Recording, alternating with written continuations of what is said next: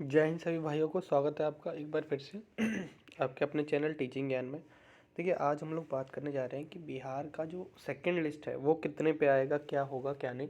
ठीक है, तो बहुत सारे बच्चे हैं जो ये सोच रहे हैं कि उनका 65 है, 66 है या 64 है, तो वो उन लोग को उम्मीद लगानी चाहिए कि नहीं। ठीक है, तो इस पर आप आज हम एक क्लैरिफिकेशन देंगे। ठीक है, तो जैसे कि बताया जा रहा है कि 5 से 7 हज़ार वैकेंसी ऑल कैटेगरी में खाली हो रही है। ठीक है, तो 5 से 7 हज़ार, ठीक है, 5 के 7 अगर मान लो तो ये सबसे कैटेगरी में डिस्ट्रीब्यूट होंगी आपको। यहाँ पे यूआर में भी मिलेंगी, यूआर फीमेल में भी मिलेंगी, ईडब्ल्यूएस में जो बच्चा जहाँ से मतलब खाली होगा उतना ही वहाँ से बन जाएगा। भले इसमें से एक बच्चा खाली होगा तो ईडब्ल्यूएस कैटेगरी में अगर इस 56 पे जैसे इसके बाद जो डेट होगी ना, वो बच्चा यहाँ सेलेक्ट हो जाएगा। ठीक है, ऐसे ही जैसे ईडब्ल्यूएस में यहाँ पे 48 है मान लो किसी का, तो 48 पे बहुत सारे बच्चे जो हैं वो नहीं चयनित हैं।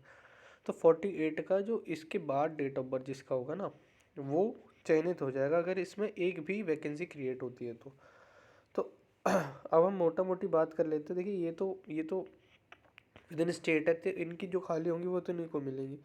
पर एक बात हम लोग ये समझना चाहें तो यहाँ पे देखेंगे सॉरी, यहाँ पे देखेंगे कि जनरल की कैटेगरी, जनरल की जो ये लिस्ट है ये 67 है, और यहाँ पे जनरल की फ़ीमेल की जो है 57। तो अब ये नहीं है कि जैसे यहाँ पे 67 वाला तो यहाँ पे है, तो 67 से अगर 67 का अभी 1986 का बंदा है, ओके, तो मान लीजिए कि यूआर में सीट खाली होती है, तो यूआर का मतलब ये है कि वो अनरिजर्व्ड है उसमें लड़के भी जा सकते हैं और लड़कियां भी जा सकती हैं।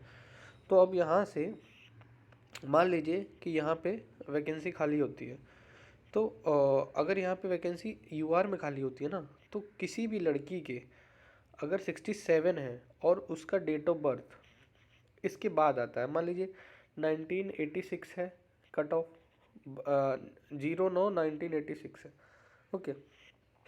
देखिए यहाँ पे मान लीजिए 09/1986 है कट ऑफ अभी, और मान लीजिए 67 वाला में मतलब इस वाली कैटेगरी में आपकी सीट खाली होती है।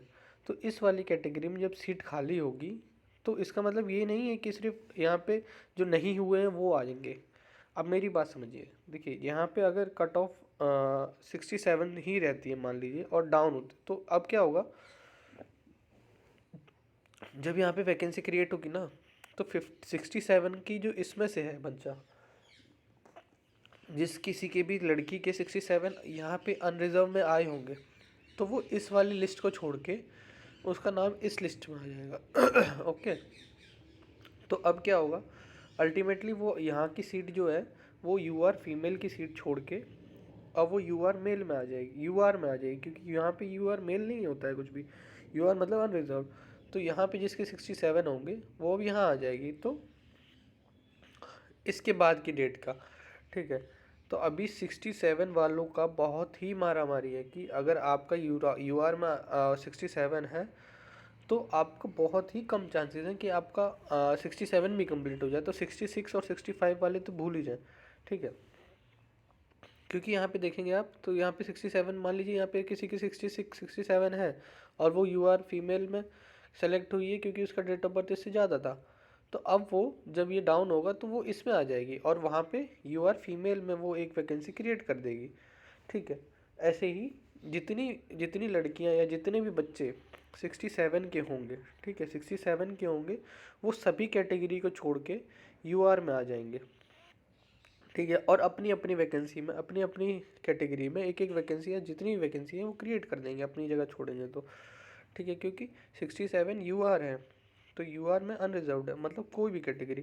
तो आप समझिए कि कहीं पे भी इस आगे का पूरा चार्ट देख लीजिए आप। देखिए यहाँ पे पूरा चार्ट देख लीजिए, यहाँ पे बहुत सारे बच्चे होंगे जिनका 67 होगा, पर वो मतलब इस कैटेगरी इस डेट ऑफ बर्थ के बाद क्या है, इसलिए इसमें सेलेक्ट हुए हैं।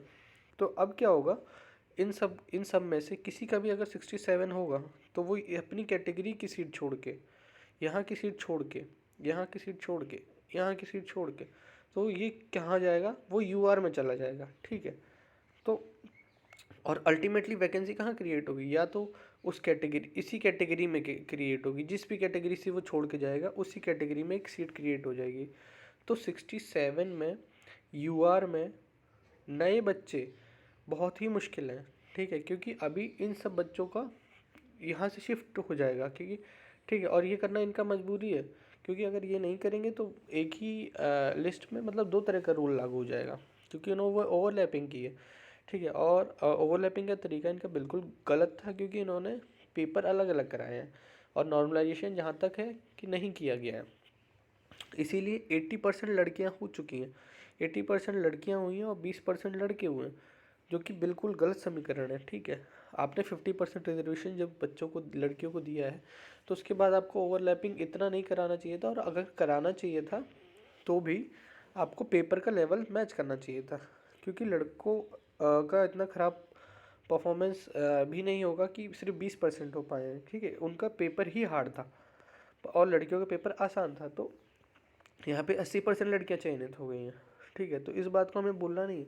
तो यूआर में जिनका 67 है वो बहुत ही कम उम्मीद लगाएं, बल्कि इससे ज़्यादा तो यहाँ पे यूआर फीमेल लगा सकती हैं, क्योंकि यूआर फीमेल में जो लड़की यहाँ होगी अभी 67 पे इसकी डेट के बाद की, वो यहाँ चली जाएगी, ठीक है। तो पहले जो भी होगा, जो भी इस नंबर में चेंज होगा या जो भी होगा, उसमें से सभी कैटेगरी के टॉपर्स जो होंगे, जिसके 67 हो गया अभी, वो अपनी अपनी कैटेगरी में टॉपर होंगे, ठीक है, क्योंकि उनका चयन यहाँ यूआर में नहीं हुआ है, तो वो अभी इन सब में टॉपर होंगे। तो इन सब में जो टॉपर्स होंगे वो पहले इस तरफ शिफ्ट होंगे, ठीक है। तो उम्मीद करता हूँ आपको ये बात समझ आई होगी। नहीं समझ में आई है तो कोई बात नहीं, आप मेरे से पर्सनली पूछ सकते हैं अपने डाउट्स।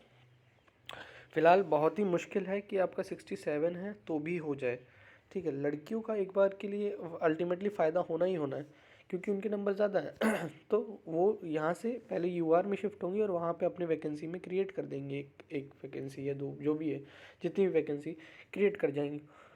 तो अल्टीमेटली फ़ायदा नहीं होने वाला है, यूआर को नुकसान ही होने वाला है ठीक है। हाँ, भले के लिए कुछ बच्चे ऐड होंगे, लाजमी सी बात है, पर यूआर पूरा 67 हो जाए ये भी अब मुश्किल लग रहा है, ठीक है। तो उम्मीद करता हूँ आपको ये बात समझ में आई होगी। बाकी बीपीएससी 2 के लिए जुड़ जाइए अपने चैनल से और सारी इन्फॉर्मेशन आपको दी जाएगी। जय हिंद, जय भारत।